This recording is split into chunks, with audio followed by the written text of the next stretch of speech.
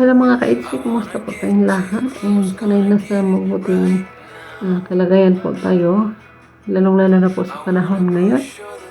Ayan, nag-alala na po, alalang-alala na si Kalingap Idu kay YT Bianci kasi nga naman sa sobrang lakas ng hangin at ulan kasi nga may bagyo.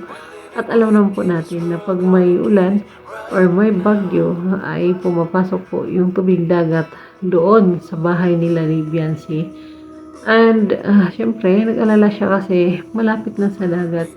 Sana nakalikas sila no bago bumuhos yung malakas na ulan at hangin. Ayun nga at pinapapunta nga or napapunta si Kuya Bal Santos Matubang sa lugar po ni Bianci. At grabe talaga si Kuya Bal, no? Kahit alam nating hindi pa siya nakatulog ng mabuti kasi kagagaling lang po sa Thailand, ay todo rescue naman ito.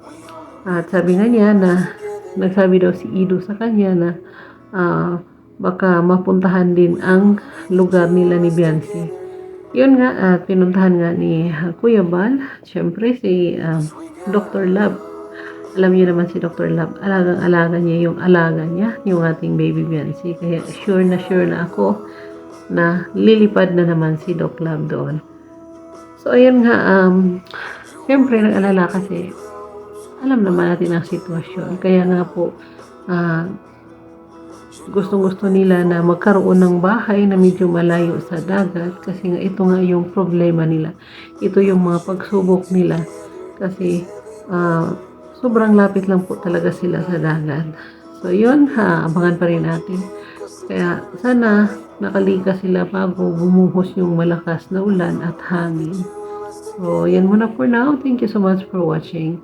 Keep safe everyone. God bless.